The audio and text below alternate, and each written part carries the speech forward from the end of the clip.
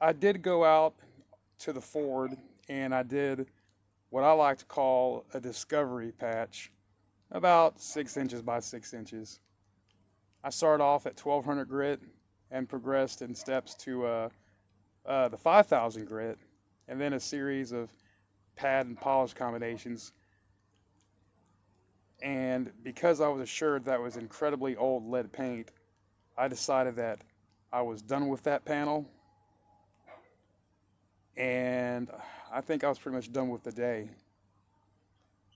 So I went ahead and wiped down the panel with a degreaser, an alcohol solution, and kind of cleaned up my mess, if you will.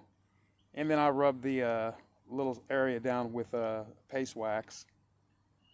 And I went ahead and said, well, I know for sure that it could take a laser finish, but I mean, I can't seem to get a good angle on it, and I just couldn't bear to stand up. So anyway, we know that that can take a polish, but I don't want to go any further with it because, well,